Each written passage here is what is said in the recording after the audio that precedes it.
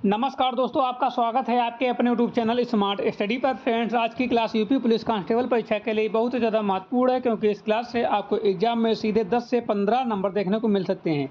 तो आप लोगों को इस क्लास को अंत तक पूरा देखना है, एक भी क्वेश्चन मिस नहीं करना है। सभी क्वेश्चन महत्वपूर्ण हैं और हमने जो है इस क्लास में सभी टॉपिक कवर करने की कोशिश की है और पीवाई क्वेश्चन भी लिया है। पीवाईक्यू क्वेश्चन भी लिए हैं जो बार बार रिपीट होते हैं। तो आप लोगों को हर एक क्वेश्चन तैयार करना है, ठीक है। बिना टाइम वेस्ट किए आज की क्लास को हम स्टार्ट करेंगे। आज का हमारा पहला क्वेश्चन है स्क्रीन पर। पहला क्वेश्चन है कि भारतीय संविधान के किस अनुच्छेद के तहत शिक्षा का अधिकार एक मौलिक अधिकार है। तो आपसे अनुच्छेद पूछ रहा है, तो इसका राइट आंसर हो जाता है अनुच्छेद 21A। ऑप्शन नंबर बी बिल्कुल सही जवाब है। 21A के तहत जो है भारतीय संविधान में शिक्षा का अधिकार एक मौलिक अधिकार है। चलते हैं क्वेश्चन नंबर 2 पर। क्वेश्चन नंबर 2 है, लोधी वंश का अंतिम शासक कौन था। कई बार क्वेश्चन रिपीट हो चुका है। लोधी वंश का अंतिम शासक कौन था। तो लोधी वंश का अंतिम शासक जो थे वो इब्राहिम लोधी थे। इब्राहिम लोधी थे। अगले क्वेश्चन चलते हैं। अगला क्वेश्चन है, नीली क्रांति का संबंध किससे है।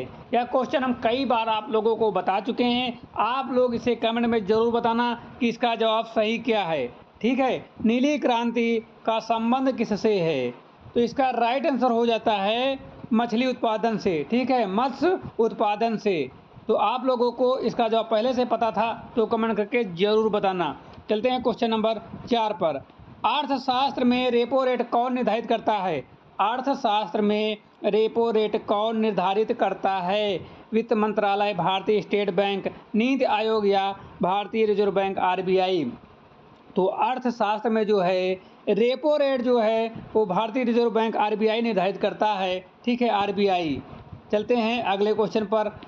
विश्व का सबसे बड़ा डेल्टा कौन सा है। तो विश्व का सबसे बड़ा डेल्टा जो है वो सुंदरबन का डेल्टा है। कौन सा डेल्टा है। सुंदरबन का डेल्टा है। अगला क्वेश्चन है कि समाजशास्त्र शब्द का सर्वप्रथम प्रयोग किसने किया था। समाजशास्त्र शब्द का प्रयोग सर्वप्रथम किसने किया था। ऑप्शन है Max Weber, Karl Marx, Auguste Comte या एमिल दुर्खीम। तो इसका जो है राइट आंसर हो जाता है अगस्त काम्टे ने जो है समाजशास्त्र का सर्वप्रथम प्रयोग किया था। समाजशास्त्र शब्द का प्रयोग जो है सबसे पहले किया था, ठीक है। अगले क्वेश्चन चलते हैं। अगला क्वेश्चन है, विटामिन सी का रासायनिक नाम क्या है।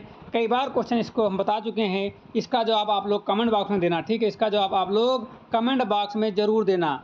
कमेंट बॉक्स में आप लोग ज़रूर देना। चलते हैं अगले क्वेश्चन पर। अगला क्वेश्चन है, कोशिका का पावर हाउस किसे कहा जाता है। कोशिका का पावर हाउस किसे कहा जाता है। कोशिका का पावर हाउस जो कहा जाता है वो माइटोकॉन्ड्रिया को कहा जाता है। किसे कहा जाता है। माइटोकॉन्ड्रिया को कहा जाता है। कोशिका का पावर हाउस जो है वो माइटोकॉन्ड्रिया को कहा जाता है। अगला क्वेश्चन है, आधुनिक आवर्त सारणी में तत्वों को किस आधार पर व्यवस्थित किया गया है। आधुनिक आवर्त सारणी में तत्वों को किस आधार पर व्यवस्थित किया गया है। परमाणु भार के अनुसार, परमाणु क्रमांक के अनुसार, संयोजकता के अनुसार या फिर घनत्व के अनुसार। तो इसका जो है राइट आंसर हो जाता है परमाणु भार के अनुसार या परमाणु क्रमांक। तो आधुनिक आवर्त सारणी जो है वो परमाणु क्रमांक के अनुसार जो है व्यवस्थित की गई है। किसके अनुसार। परमाणु क्रमांक के अनुसार आधुनिक आवर्त सारणी जो है व्यवस्थित किया गया है। अगला क्वेश्चन है, हाल ही में खेल रत्न पुरस्कार 2023 से सम्मानित किसे किया गया है। ठीक है, हाल ही मतलब ये क्वेश्चन जो है पूछा जा चुका है तो वहाँ से लिया गया है, इसलिए यहाँ पर हाल ही शब्द का प्रयोग किया गया है। जिस समय ये क्वेश्चन पूछा गया था उस समय ये करंट में क्वेश्चन था, ठीक है। यहाँ पर आप लोग जीके जीएस की नज़र से देखना, ठीक है, क्योंकि करंट में जो है क्वेश्चन नहीं पूछा जा सकता है। ये इस प्रकार से पूछा जा सकता है कि 2023 के खेल रत्न पुरस्कार में किसे सम्मानित किया गया था, ठीक है। तो ये नाम, इनमें से कोई नाम होगा तो आप लोग बता देना, ठीक है। और चलते हैं इसका जवाब पर। तो इसका जवाब जो हो जाता है ऑप्शन नंबर ए, ठीक है। ऑप्शन नंबर ए जो है सात्विक कसाईराज, रैंकी रेड्डी और चिराग शेट्टी को जो है जो हाल ही यानी कि 2023 में खेल रत्न पुरस्कार से सम्मानित किया गया था। किसे खेल रत्न पुरस्कार से सम्मानित किया गया था। 2023 की दृष्टि से महत्वपूर्ण क्वेश्चन था। ठीक है, उस समय का पूछा हुआ क्वेश्चन PYQ है। ठीक है, क्या है? PYQ है। तो ये इस टॉपिक से जो है आगे भी क्वेश्चन बन सकते हैं, तो आप लोग ये टॉपिक ध्यान देना। ठीक है, तो हमने आपको 10 क्वेश्चन बता दिए हैं। आप लोग कमेंट करके बताओ कि आपको इस 10 क्वेश्चन में से कितने क्वेश्चन पहले से पता थे। हम इस क्लास में जो है स्मार्ट स्टडी यूट्यूब चैनल पर जो है इस क्लास में जो है हम Hindi, GK, GS, current affair, math और रीजनिंग सभी टॉपिक कवर किए हैं। महत्वपूर्ण क्वेश्चन जो आपको एग्जाम में आने वाले क्वेश्चन हैं वही क्वेश्चन जो यहाँ पर लिए गए हैं। ठीक है, महत्वपूर्ण क्वेश्चन हैं। हो सकता है ये जो हम क्वेश्चन करा रहे हैं सीधे एग्जाम में देखने को मिलें। ठीक है, कुछ क्वेश्चन तो आपको एग्जाम में देखने को डेफिनेटली मिलेंगे। ठीक है, तो आप लोगों को सारे क्वेश्चन तैयार करना है। ठीक है, बाद में ये मत कहना कि हमने ये क्वेश्चन नहीं पढ़ा था और एग्जाम में आ गया। तो आप लोगों को सारे क्वेश्चन तैयार करना है। हमने हर एक टॉपिक से क्वेश्चन लिए हैं। हमने सिलेबस के अनुसार हर एक टॉपिक से क्वेश्चन कवर करने की कोशिश की है। PYQ भी लिए हैं। PYQ वे क्वेश्चन लिए हैं जो रिपीट होते हैं। ठीक है, बार बार जो रिपीट होते हैं वो भी क्वेश्चन लिए हैं। कुछ क्वेश्चन PYQ करंट अफेयर से लिए हैं कि उस टॉपिक से जो है आगे भी एग्जाम में क्वेश्चन आ सकते हैं, तो वही टॉपिक आप इस समय की करंट अफेयर से पढ़ के जाना। ठीक है, अगला क्वेश्चन, कनिष्क किस वंश का महान शासक था? कनिष्क किस वंश का महान शासक था? मौर्य वंश, कुषाण वंश, गुप्त वंश या हर्यक वंश? तो इसका जो है राइट आंसर हो जाता है कुषाण वंश। ऑप्शन नंबर बी बिल्कुल सही जवाब है। अगला क्वेश्चन है राज्यसभा का पदेन सभापति कौन होता है? राज्यसभा का पदेन सभापति कौन होता है? तो राज्यसभा का पदेन सभापति जो होता है वो उपराष्ट्रपति होता है। कौन होता है? उपराष्ट्रपति होता है। अगला क्वेश्चन है पीतल किन धातुओं का मिश्रण होता है? पीतल किन धातुओं का मिश्रण होता है? यह क्वेश्चन हमने कई बार जो है रिपीट कराया है, यानी कि कई बार इस क्वेश्चन को हम करा चुके हैं। इस क्वेश्चन का आप लोगों को जवाब तो रटा होना चाहिए। क्या होना चाहिए? रटा होना चाहिए। तो पीतल ब्रास जो होता है वो तांबा और जस्ता का मिश्रण होता है। किसका? तांबा और जस्ता का मिश्रण होता है। अगला क्वेश्चन है उत्तर प्रदेश का राजकीय खेल क्या है? उत्तर प्रदेश का राजकीय खेल क्या है? क्रिकेट, हॉकी, कुश्ती या फुटबॉल? तो उत्तर प्रदेश का राजकीय खेल क्या है? इसका जवाब आप लोग कमेंट में देना। हम आपको ये बता दे रहे हैं कि ऑप्शन नंबर ए और ऑप्शन नंबर डी नहीं है, बी और सी में से एक है। आप लोगों को कमेंट करके बताना है कि उत्तर प्रदेश का राजकीय खेल क्या है, कुश्ती है कि हॉकी है। आप लोगों को कमेंट करके जरूर बताना है, हॉकी या कुश्ती लिखना है, जो भी सही हो लगे आपको। ठीक है, अगला क्वेश्चन, दक्षिण भारत की सबसे ऊंची चोटी कौन सी है? दक्षिण भारत की सबसे ऊंची चोटी कौन सी है? तो दक्षिण भारत की सबसे ऊंची चोटी जो है वो अनाईमुड़ी है। क्या है? अनाईमुड़ी है। अनाईमुड़ी जो है दक्षिण भारत की सबसे ऊंची चोटी है। अगला क्वेश्चन है परोपकार शब्द में कौन सी संधि है? हिंदी आ गई, हिंदी यहाँ पर आ गई है। परोपकार शब्द में कौन सी संधि है? हमने आपको पहले ही बताया था हर टॉपिक हर सब्जेक्ट से क्वेश्चन इसमें कवर किए गए हैं। एग्जाम से रिलेटेड बहुत ही महत्वपूर्ण क्लास है। ठीक है, इसको आप लोग प्रैक्टिस सेट भी मान सकते हो। ठीक है, तो परोपकार शब्द में कौन सी संधि है? तो परोपकार में जो है गुण संधि होती है, क्योंकि यहाँ पर उपकार की बात की जा रही है, परोपकार की बात की जा रही है, गुण की बात की जा रही है, तो यहाँ पर गुण संधि होगा। अगला क्वेश्चन, यथाशक्ति में कौन सा समास है? यथाशक्ति में कौन सा समास है? तत्पुरुष, बहुव्रीहि, अविभाव या द्वंद्व? यथाशक्ति में कौन सा समास है? हिंदी में भी हमने हर एक टॉपिक कवर करने की कोशिश की है जिस टॉपिक से एग्जाम में क्वेश्चन बनते हैं। तो आप लोगों को बस सारे क्वेश्चन तैयार करना है। तो 17 का राइट आंसर हो जाता है ऑप्शन नंबर सी, अविभाव। यथाशक्ति में जो है समास जो है वो अविभाव समास है। कौन सा समास है? अविभाव समास है। यथाशक्ति में अविभाव समास है। कनक कनक ते सौगुनी मदकता अधिकाय में कौन सा अलंकार है? कनक कनक के सौगुनी में कौन सा अलंकार है? उपमा, रूपक, यमक या सलेश?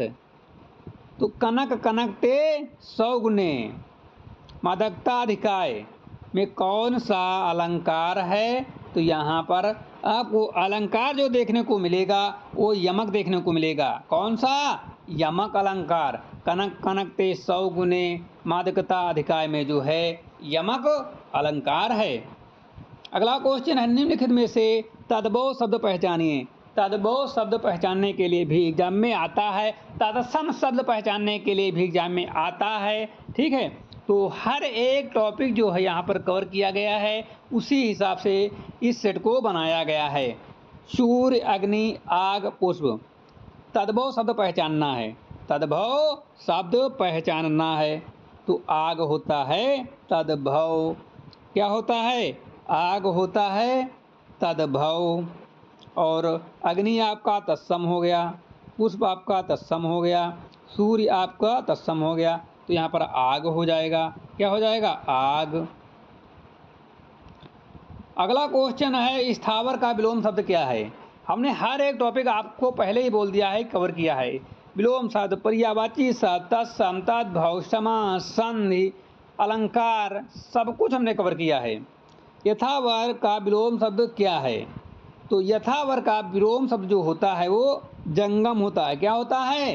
जंगम, जंगम होता है। यथावर का विलोम शब्द जो होता है वो जंगम होता है। क्या होता है? जंगम होता है। अगला क्वेश्चन है अंबर शब्द का पर्यायवाची शब्द नहीं है। अंबर शब्द का पर्यायवाची शब्द नहीं है। आकाश, गगन, अवनि या व्योम, अंबर शब्द का पर्यायवाची शब्द नहीं है। ठीक है, तो यहाँ पर आप लोग नहीं शब्द जरूर देखना, ऐसा नहीं आप लोग अंबर शब्द का पर्यायवाची देखे और आकाश ठोंक दिया। तो अंबर शब्द का पर्यायवाची शब्द नहीं है पूछा है। क्या पूछा है? नहीं है। तो आकाश अंबर का पर्यायवाची होता है। होता है कि नहीं होता? होता है। गगन भी होता है, गगन भी अंबर का पर्यायवाची शब्द है। पूछा क्या है? नहीं पूछा है। कौन सा शब्द नहीं है? तो आकाश और गगन हैं। अवनि और व्योम, व्योम भी है, व्योम भी जो है अंबर का पर्यायवाची शब्द है। और अवनि, अवनि नहीं है। तो आप लोगों को ध्यान देना, नहीं शब्द तो आप लोगों को ध्यान देना है कि पूछा है अंबर का पर्यायवाची पूछा है कि अंबर का पर्यायवाची नहीं पूछा है। तो ये आप लोग पूरा सेंटेंस पढ़ना, तब जाके आप लोग आंसर लगाना। ठीक है, तो यहाँ पर अवनि हो जाएगा। क्या हो जाएगा? अवनि हो जाएगा। अगला क्वेश्चन है दोहा के प्रथम और तृतीय चरण में कितनी मात्राएं होती हैं? दोहा के प्रथम और तृतीय चरण में कितनी मात्राएं होती हैं? ये क्वेश्चन सभी को पता होगा। ठीक है, ये क्वेश्चन सभी को पता होगा। दोहा के प्रथम और तृतीय चरण में कितनी कितनी मात्राएं होती हैं? तो 13 मात्राएं जो होती हैं दोहा के प्रथम और तृतीय चरण में होती हैं। Option number B. ठीक है, अगला क्वेश्चन, सोरठा किसका उल्टा छंद होता है? सोरठा किसका उल्टा छंद होता है? हमने आपको पहले ही बताया था, हमने हर एक टॉपिक कवर किया है। रोला, दोहा, चौपाई या कुंडलिया, सोरठा किसका उल्टा छंद होता है? तो सोरठा जो है दोहे का उल्टा होता है। किसका उल्टा होता है? दोहे का। सोरठा दोहे का उल्टा होता है। ऑप्शन नंबर बी बिल्कुल सही जवाब है, दोहा। ठीक है, दोहे का उल्टा क्या होता है? सोरठा। सोरठा जिसका उल्टा छंद है दोहा। अंक, अंक शब्द का अनेकार्थी शब्द क्या है? अंक शब्द का अनेकार्थी शब्द क्या है? गोद, संख्या, नाटक, अध्याय या उपरोक्त सभी। अंक, अंक शब्द का अनेकार्थी शब्द पूछ रहा है, क्या होगा? क्या गोंद होगा? गोद, संख्या, नाटक, अध्याय या उपरोक्त सभी। तो अंक, अंक, अंक, तो ऑप्शन नंबर डी बिल्कुल सही जवाब है, उपरोक्त सभी होगा। गोद, संख्या, नाटक, अध्याय सभी जो हैं अंक के अनेकार्थी शब्द हैं। कौन से शब्द हैं? अनेकार्थी शब्द हैं। अगला क्वेश्चन है शुद्धवर्तनी का चयन कीजिए। हिंदी का ही है शुद्धवर्तनी वाला। इसमें से कौन सा आशीर्वाद सही है? इसमें से कौन सा आशीर्वाद सही है? पहला तो गलत है, ठीक है, और आपका चौथा भी गलत है, पांचवा भी गलत है, बचा आपका बी। बचा आपका बी, तो बी ही तो सही होगा। तो शुद्धवर्तनी जो है आशीर्वाद जो है इस प्रकार से लिखा जाता है, जिस प्रकार से ऑप्शन नंबर बी लिखा है, इस प्रकार से आशीर्वाद लिखा जाता है। बाकी सभी जो आशीर्वाद लिखे हुए हैं ये जो है गलत लिखे हुए हैं। ठीक है, ये गलत लिखे हुए हैं, और ये वाला आशीर्वाद जो है बिल्कुल सही है। ये वाला आशीर्वाद जो है सही तरीके से लिखा गया है, सही तरीके से ये आशीर्वाद लिखा गया है। ठीक है, अगले क्वेश्चन चलते हैं। अगला क्वेश्चन है कर्पूर का तद्भव क्या होगा? कर्पूर का तद्भव क्या होगा? तो तत्सम तो है कर्पूर, तद्भव पूछ रहा है।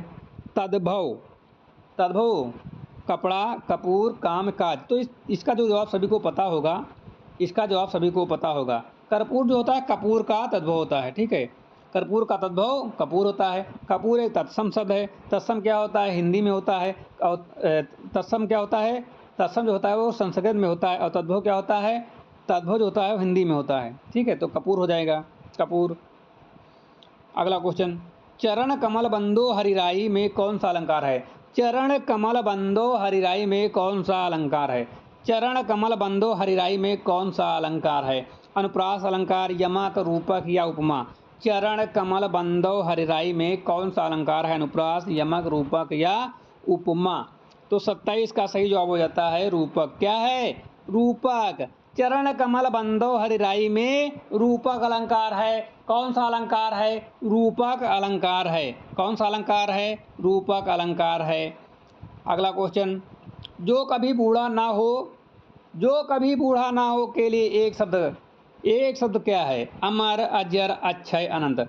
जो कभी बूढ़ा ना हो, जो कभी बूढ़ा ना हो, या ध्यान देना, ये पूछ रहा है जो कभी बूढ़ा ना हो के लिए एक शब्द क्या होगा? अमर होगा, अजर होगा, अक्षय होगा या अनंत होगा? जो कभी बूढ़ा ना हो, जो कभी बूढ़ा ना हो, तो इसका सही जवाब हो जाता है ऑप्शन नंबर बी। क्या हो जाता है? बी, अजर, अजर, अजर, ठीक है, अजर।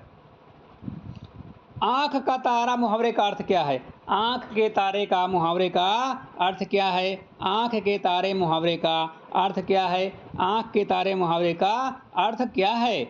बहुत प्रिय होना, कम दिखना, कष्ट होना, अंधा होना। बहुत प्रिय होना, कम दिखना, कष्ट होना या अंधा होना? तो आंख का तारा होना, बहुत प्रिय होना है। ये क्वेश्चन हम कई बार करा चुके हैं, या क्वेश्चन हम कई बार करा चुके हैं, महत्वपूर्ण क्वेश्चन है, इसलिए यहाँ पर रिपीट हो चुका है। और इसका सही जवाब है ऑप्शन नंबर ए। क्या सही जवाब है? ऑप्शन नंबर ए जो है सही जवाब है। अगला क्वेश्चन है, रोला छंद के प्रत्येक चरण में कितनी मात्राएं हैं होती हैं? रोला छंद के प्रत्येक चरण में कितनी मात्राएं होती हैं? रोला छंद पूछा है। 20, 24, 26, 28। 20, 24, 26 या 28?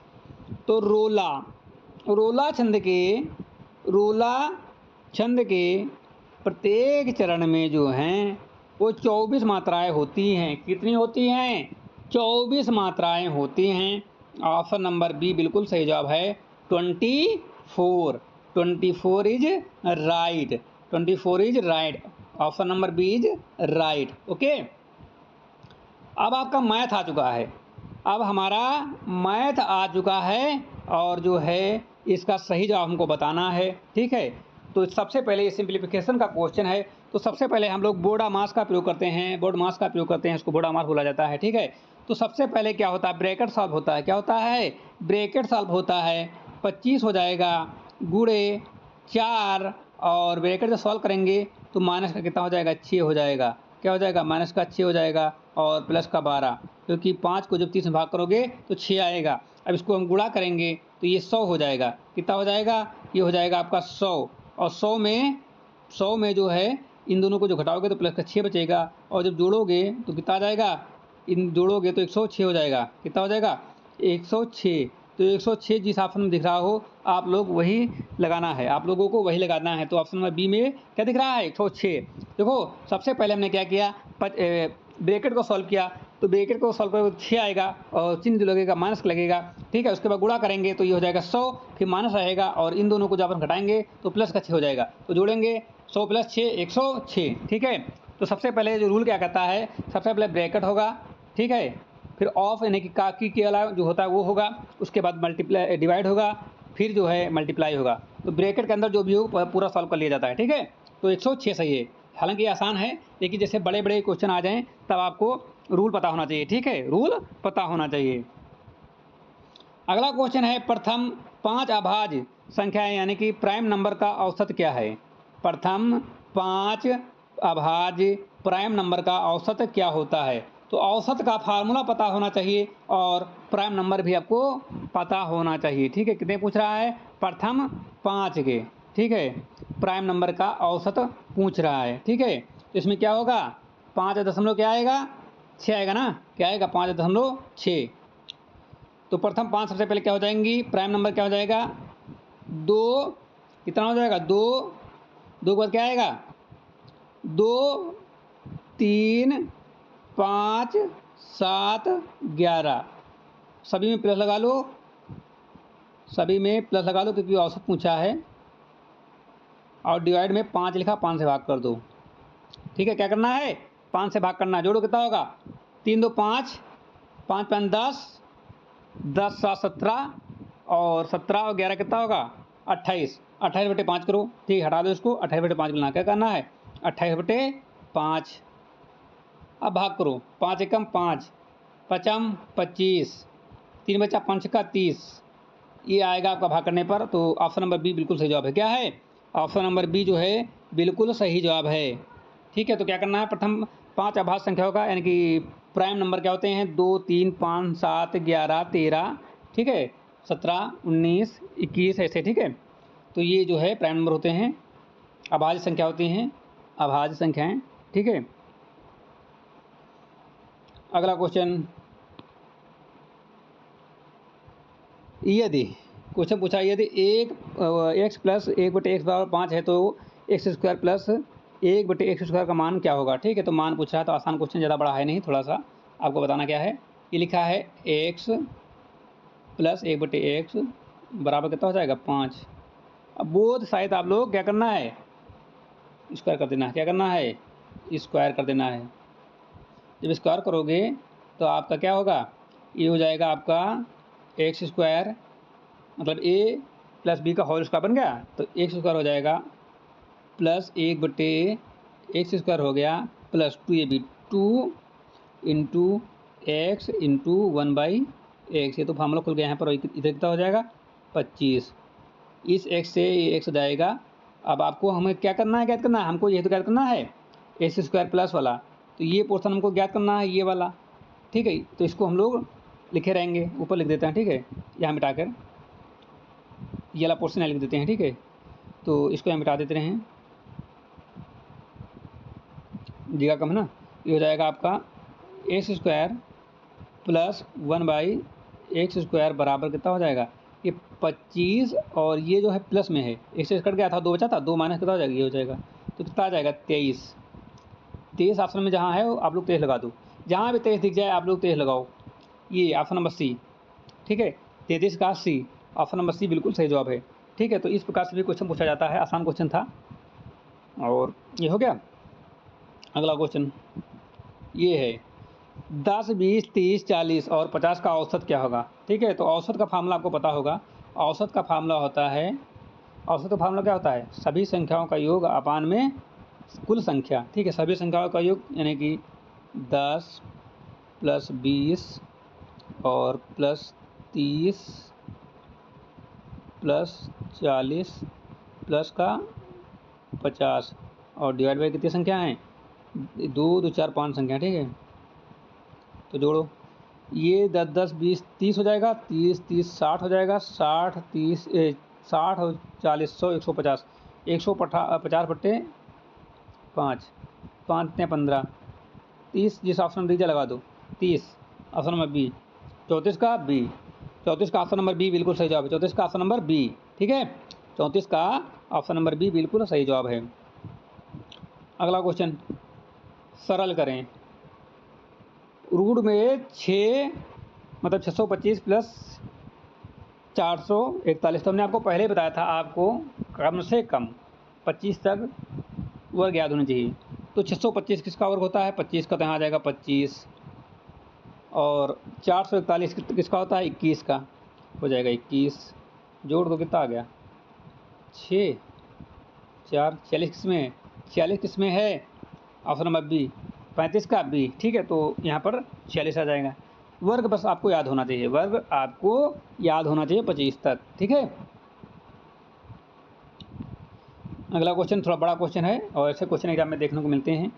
एक कक्षा के 20 छात्रों का औसत वजन कितना है 45 किलोग्राम है। कितना है औसत वजन जो है औसत वजन कितना 45 किलोग्राम है। यदि शिक्षक का वजन भी शामिल कर लिया जाए, जो शिक्षक पढ़ाता है उसका भी वजन शामिल कर लिया जाए, तो औसत वजन में वृद्धि जो हो जाती है 1 किलोग्राम हो जाती है। कितनी हो जाती है? 1 किलोग्राम। तो शिक्षक का वजन क्या होगा? तो बहुत आसान क्वेश्चन है।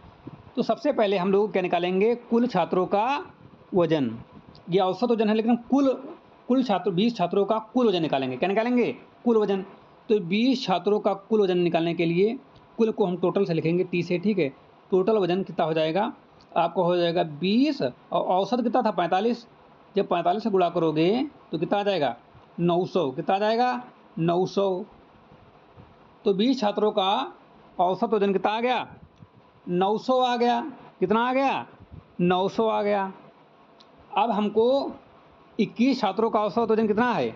अब हमें को पता है कि 20 छात्रों का औसत वजन कितना था? 45, और 21 छात्रों का औसत वजन 1 किलो बढ़ जाएगा। तो 21 छात्रों का औसत वजन कितना हो जाएगा? 21 छात्रों का औसत वजन कितना हो जाएगा? तो ये हो जाएगा 45 प्लस 1। 45 प्लस 1 कितना हो जाएगा? 46 हो जाएगा। तो 21 छात्रों का औसत वजन कितना हो गया? 46 हो गया। अब 21 छात्रों मतलब टीचर भी ऐड हो गया उन छात्रों में, यानी कि 21 हुए हैं वो 20 छात्र प्लस 1 टीचर, ठीक है। तो इन 41 का जो है औसत वजन हो गया 46। जब 41 का औसत वजन 46 हो गया है, तो अब हम निकालेंगे क्या? 21 का टोटल वजन। 21 लोगों का या 21 छात्रों का कुल वजन, ठीक है। तो 20 छात्रों का हमको पता है 900 है, ठीक है। तो इसको मिटा के हम यहाँ पर लिख देते हैं, थोड़ा जगह कमी है, ठीक है। तो 20 छात्रों का टोटल वजन कितना है? 900 है। अब 21 छात्रों का निकालना है। तो 21 छात्रों को निकालने के क्या करेंगे? इसको यहाँ पर हम मिटा देते हैं और लिखते हैं 21 छात्रों का टोटल वजन। 21 छात्रों का टोटल वजन तो कितना हो जाएगा? 21 छात्र गुणे औसत तो कितना है? 46 है। जब इसका मल्टीप्लाई करोगे कितना आ जाएगा? 966। कितना आ जाएगा? 966। अब इसमें 20 छात्र हैं। कितने हैं? 20 छात्र हैं प्लस 1 टीचर है 21 वाले में। 21 वालों में 20 छात्र हैं और एक जो है टीचर है। हमको टीचर निकालना है, तो 20 छात्रों को घटा देंगे, एक टीचर बच जाएगा। तो क्या करेंगे? 21 टी में 20 टी को घटा देंगे, हमारा जो है एक टी बच जाएगा। वो हमारा क्या हो जाएगा? छात्र हो, मतलब टीचर हो जाएगा। तो कितना है? 966 माइनस 900। तो जो एक का निकलेगा मतलब टीचर का निकलेगा कितना आएगा? 66 किलोग्राम। क्या 66 किसी ऑप्शन में है? 66 किसी ऑप्शन में दिख रहा है आपको? हाँ, ऑप्शन नंबर बी। तो ऑप्शन नंबर बी बिल्कुल सही जवाब है, 66, ठीक है। तो टीचर का वजन कितना आ जाएगा? 66 किलो आ जाएगा। बस यही करना था। क्या करना था? सबसे पहले आप लोगों को 20 छात्रों का कुल वजन निकालना है, औसत दिया है, कुल निकालना है। उसके बाद 20 प्लस 1 टीचर को जोड़कर जो है औसत वजन आपका 46 बन जाएगा। और तो 21 यानी कि 20 छात्र प्लस 1 टीचर 21 का कुल वजन निकालना होगा। कुल वजन निकालने के बाद जो है 20 छात्रों का कुल वजन को जो है 21 यानी 20 छात्र प्लस 1 जो है टीचर का कुल वजन आया है उससे घटा देंगे।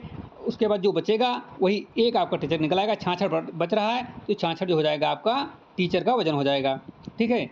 अब चलते हैं अगले क्वेश्चन पर।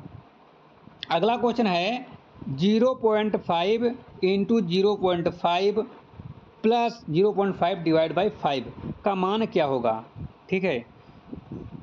तो अकॉर्डिंग टू रूल बोर्ड मास के अनुसार क्या होता है? सबसे पहले डिवाइड किया जाता है, ठीक है, डिवाइड किया जाता है। तो यहाँ पर क्या करेंगे? ये 25 हो जाएगा 2.50 और प्लस 0.1, तो ये हो जाएगा, जोड़ देंगे 0.26 है किस ऑप्शन में? आसान है, बी, ठीक है। ऑप्शन नंबर बी 37 का ऑप्शन नंबर बी है ये। 37 का ये 10 हो जाएगा ना, 10 हो जाएगा, सॉरी 1.1 है तो यहाँ पर ऐड होगा ना, 35 हो जाएगा। कितना हो जाएगा? 35 हो जाएगा। जोड़ोगे तो 35 आएगा ना, इस लाइन जुड़ेगा ना, यहाँ पर जुड़ेगा पॉइंट के बाद 1 जीरो से लग जाता है, 35 क्या हो जाएगा? 35। Option number A, option number A बिल्कुल सही है। क्या है? ए, 35 हो जाएगा, ठीक है। एक फिर से देख लो, बताने में गलती हुई थी, थोड़ा गलती नहीं हुई थी, मान लो वो जोड़ने में हुई थी। इसको जब मल्टीप्लाई करोगे कितना हो जाएगा?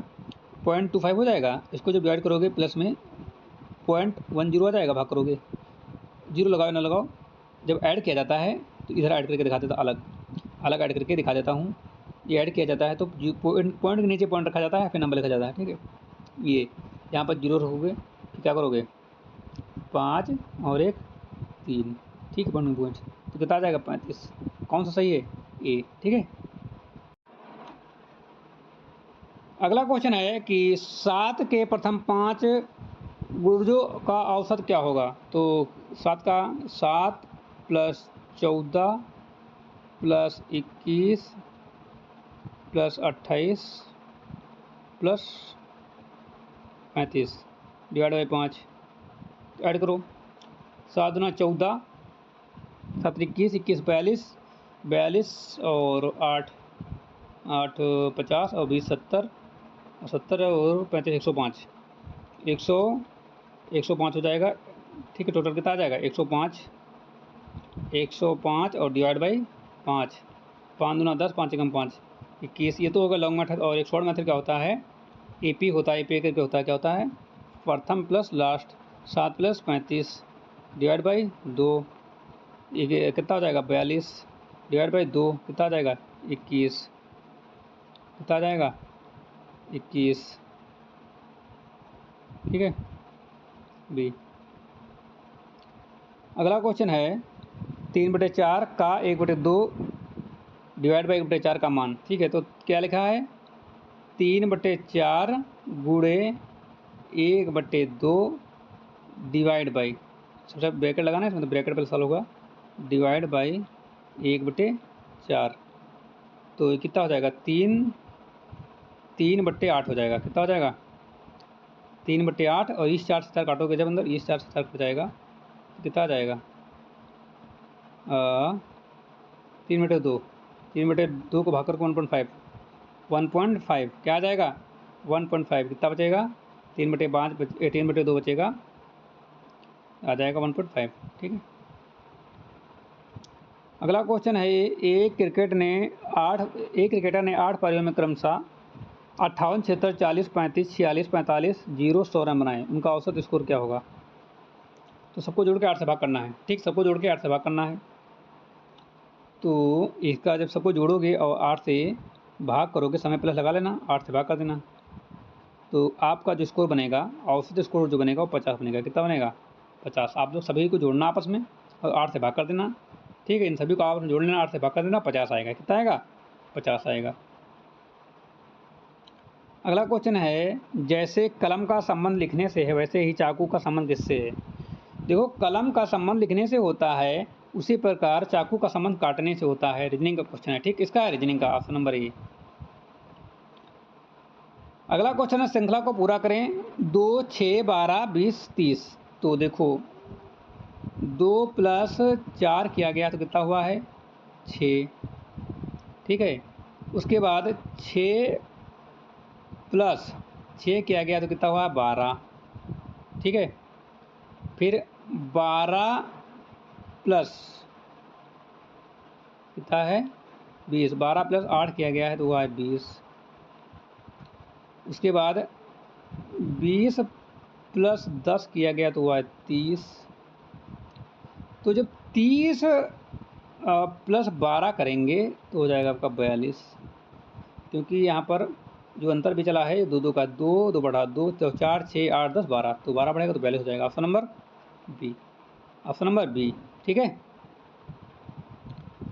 अगला क्वेश्चन है यदि वाटर को XBUFS लिखा जाता है तो FIRE को क्या लिखा जाता है। देखो WXABTUEFSR, तो इस सभी में क्या है, हर लेटर में +1 किया गया है। ठीक है, आगे का तो इसमें भी एक आगे का कर दो। तो F के बाद क्या आता है G, तो G किस में है 2 में है, तो ये 2 कट गए, ऊपर के 2 बचे। I के बाद J किस में है दोनों में है। R के बाद S, B सही है। ठीक है, बी, ऑप्शन नंबर बी 43 का बी की ए।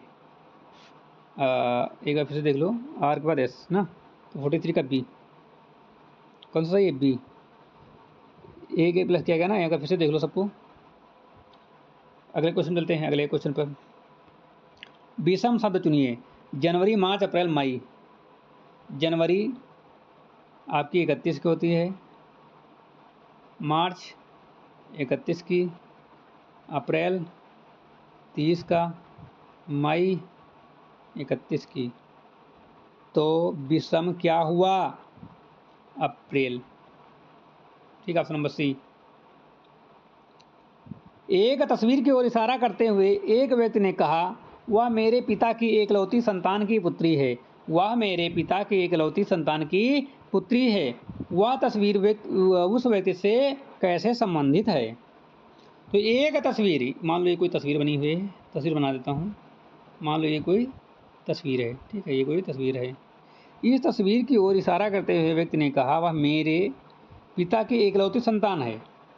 तो उसका जो पिता होगा, ये उसका मान लो पिता है, और उसके पिता की एकलौती संतान यानी कि उसके पिता की एकलौती संतान यानी कि वही हुआ, खुद हुआ वही पुरुष, तो ये प्लस हो जाएगा। तो वह मेरे पिता की एकलौती संतान की पुत्री है। तो उसके पिता यानी कि उसकी खुद की पुत्री है, तो वह तस्वीर उस व्यक्ति से कैसे संबंधित है? तो पुत्री है, ठीक है, क्योंकि मेरे पिता की इकलौती संतान यानी कि मैं खुद हूँ, और इकलौती संतान की पुत्री यानी कि मेरी पुत्री हुई, तो ऑप्शन नंबर सी सही है, ठीक है। अगला क्वेश्चन, यदि ए का अर्थ प्लस बी का अर्थ माइनस सी का अर्थ गुणा है तो 10C, ये मतलब इसका सॉल्व करना है। तो 10C का मतलब क्या होगा? सी का अर्थ है गुणा, 4 हो जाएगा। ए का अर्थ आपका हो जाएगा +5 और बी का अर्थ आपका हो जाएगा -2। तो 40 + 3 = 43। ए 46 का ए। 47 नंबर 47 है, गाय बछड़ा है तो कुत्ता किसका होगा? तो गाय का बछड़ा होता है, कुत्ता का पिल्ला होगा। क्या होगा? पिल्ला होगा। शब्द रीजनिंग में ऐसे कितने अक्षरों के जोड़े हैं जिनके बीच उतने ही अक्षर हैं जितने अंग्रेजी वर्णमाला में होते हैं, केवल आगे की ओर से? तो आप लोग इसको कमेंट में बताना, ठीक है। मेरे हिसाब से इसमें 2 या कोई नहीं हो, आप लोग कमेंट करके बताना रीजनिंग, ठीक है। इसको हम आगे छोड़ते हैं। उत्तर दिशा की ओर मुख करके खड़ा एक व्यक्ति 90 डिग्री घड़ी की सुई की दिशा यानी क्लॉकवाइज में मुड़ता है। अब उसका मुख की दिशा में होगा। उत्तर की ओर घड़ी की सुई की दिशा की क्लॉकवाइज मुड़ता है, तो उत्तर आपका ये हो गया ऊपर का, और 90 डिग्री जब मुड़ता है तो यहाँ पर, तो ये उत्तर हो जाएगा, ये पूरब हो जाएगा ना, पूर्व की ओर, ठीक है, पूर्व की ओर हो जाएगा। ये उत्तर हो जाएगा, दक्षिण हो जाएगा, ये पूर्व हो जाएगा, ये पश्चिम हो जाएगा। 50 नंबर है, यदि 5 + 3 = 16 और 4 + 2 = 12 है तो 7 + 1 क्या होगा? 7 का हो जाएगा बी, तो 16 हो जाएगा, ठीक है। कैसे होगा ये बता रहे हैं।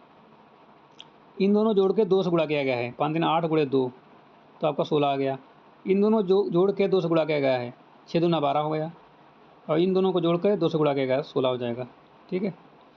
तो आज की क्लास में समाप्त होती है। आपको क्लास अच्छी लगी हो तो लाइक कर देना।